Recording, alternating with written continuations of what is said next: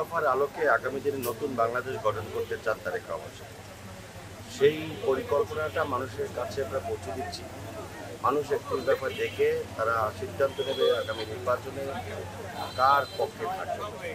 আমরা ধানের শীষ ক্ষমতায় গেলে বা বিএনপি ক্ষমতা গেলে তারেক রহমান সাহেব কী কী পরিকল্পনা নিয়েছেন এইটা আমরা মানুষের কাছে তুলে ধরছি।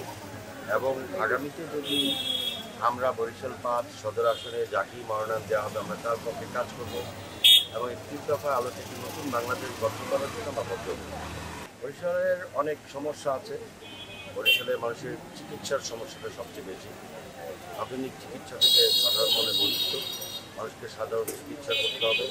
এটার জন্য যা যা করা দরকার বিশেষ করে দল থেকে স্বাস্থ্যসেবা কার্ডের মাধ্যমে মানুষের সর্বপ্রথম চিকিৎসা সেবাটা নিশ্চিত করতে হবে।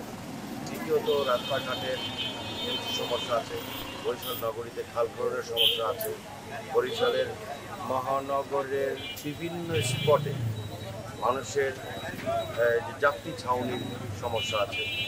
বরিশাল মহানগরকে আধুনিক সিটি কর্পোরেশনের যাতে রূপান্তরিত হয় সেই জন্য আমি সর্বদা সচেতন।